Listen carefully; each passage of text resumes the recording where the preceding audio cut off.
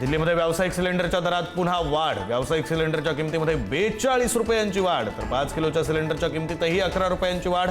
घरगुती सिलेंडरच्या किमतीत मात्र कोणताही बदल नाही.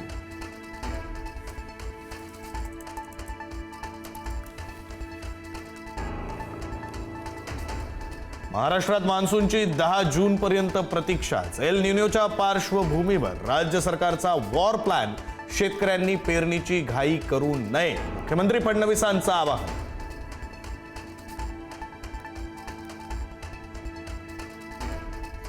राज्यामध्ये मान्सूनपूर्व पावसाची दमदार हजेरी. शिरूर, नाशिक, यवतमाळमध्ये वादळी वाऱ्यासह मुसळधार, गारपीट आणि झाडं कोसळल्यानं नुकसान.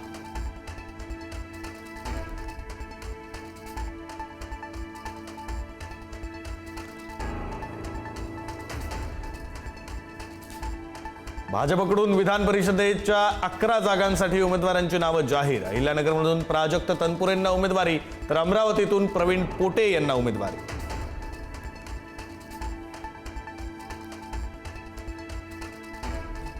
विधान परिषदेच्या उमेदवारीवरून नंदनवन बंगल्यावर खलबतं. भरत गोगावले, निलेश राणे, महेंद्र दळवींनी घेतली उपमुख्यमंत्री एकनाथ शिंदेंची भेट. युती धर्म पाळण्याच्या शिंदेंकडून सूचना.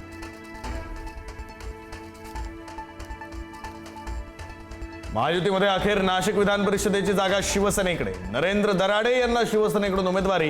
नाशिकच्या जागेवरून महायुतीत होती जोरदार रस्सीखेच.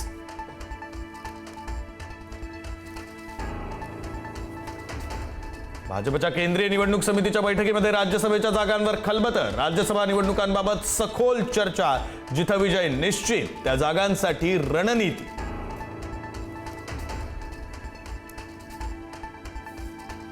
राष्ट्रीय युवक काँग्रेसकडून पुण्यामध्ये नीट आणि सीबीएसई घोटाळ्याविरोधात मशाल मोर्चा. शिक्षण मंत्री धर्मेंद्र प्रधान यांच्या राजीनाम्याची मागणी.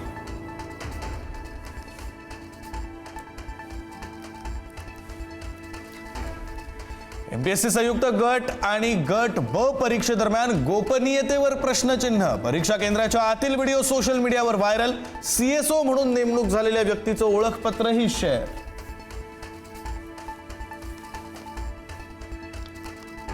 खासदार संदीपान भुमरेंच्या निवासस्थानी चोरी. मोबाईल फोन केला लंपास. चोर सीसीटीव्हीत कैद. खासदारांच्याच घरात चोरी झाल्यानं सुरक्षा व्यवस्थेवर प्रश्नचिन्ह.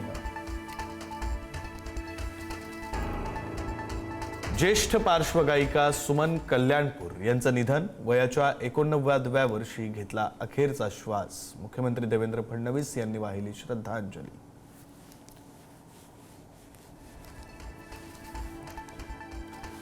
गुजरातचा पराभव करत आरसीबीनं सलग दुसऱ्यांदा कोरलं आयपीएल ट्रॉफीवर नाव. विराटची नाबाद 75 धावांची खेळी.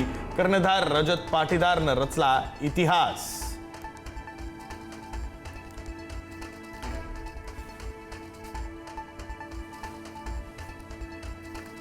पॅरिसमध्ये फुटबॉल विजयाचा उन्माद. तरुणींच्या कारवर जमावाचा भीषण हल्ला. विजयाचा जल्लोष करणाऱ्या टोळक्याकडून कारची काच फोडून तरुणींना ओढलं बाहेर. वाहनांचीही केली तोडफोड.